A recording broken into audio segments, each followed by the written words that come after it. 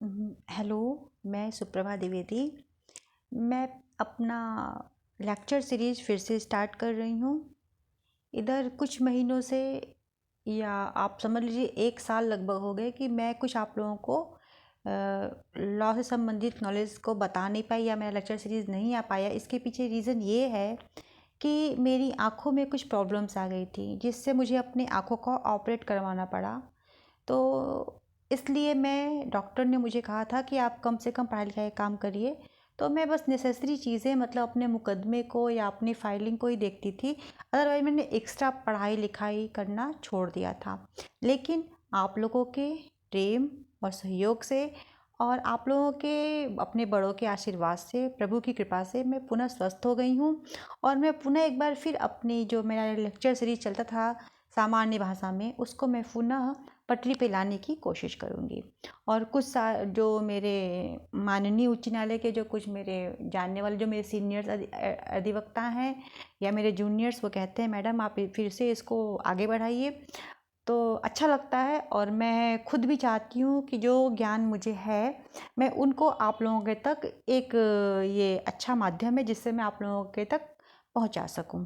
देखिए, मैं तो आप लोगों के सारे एक्ट पढ़ाऊँगी, जितनी लॉज आते जाएंगे मैं सब पढ़ाऊँगी, लेकिन प्रेजेंट टाइम में अभी एग्ज़ाम का एक वो समय चल रहा है। अभी PCSJ का लास्ट 2023 में एग्ज़ाम हुआ है। तो उसमें क्या किया गया है कि 9 जितने हम एक्ट्स पढ़ते थे, 25 एक्ट्स के अलावा 9 एक्ट को और इंक्लूड किया गया है। और यही जो 9 एक्ट इंक्लूड हैं, यही हमारे HJS में जो हमारी आने वाली एग्ज़ामिनेशन है उसमें भी ये एक्ट से क्वेश्चंस आएंगे। तो मैं आप लोगों को इधर वैकेंसी 15 फरवरी को एडवर्टाइजमेंट आ जाएगा, तो उसके बाद से आप लोग अपना पढ़िएगा। लेकिन अभी मैं चाहती हूँ कि मैं भी खाली हूँ और जो कोर्ट से मुझे समय मिलता है और सैटरडे संडे हमारी छुट्टी भी होती है, तो मैं उन दोनों दिनों में या जब भी मुझे समय मिलता रहेगा मैं आप लोगों को इन 9 एक्ट को बारे में संक्षिप्त में इसकी ब्रीफिंग करके समझाऊंगी। तो कल से मैं इसको पढ़ाना शुरू करूंगी, लेकिन आज मैं आपको इंट्रोडक्शन दे देती हूँ कि इसमें कौन कौन से एक्ट शामिल हैं।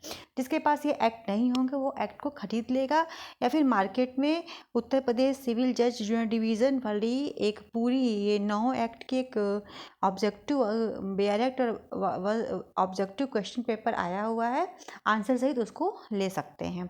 चलिए मैं बताती हूँ कौन कौन से एक्ट आपको पढ़ने हैं।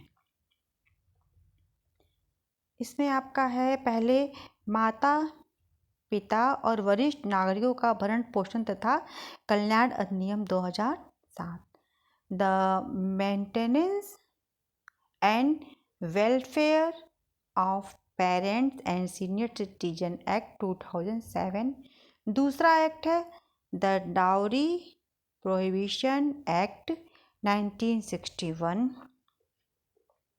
तीसरा आपका एक्ट है इसमें the pre conception and pre natal diagnostic technique prohibition of sex selection act 1994। उसके बाद है the medical termination of pregnancy act 1971, the protection of women for domestic violence act 2005, the sexual harassment of women at workplace prevention prohibition and redress act 2013, the right of person with disability act 2016, the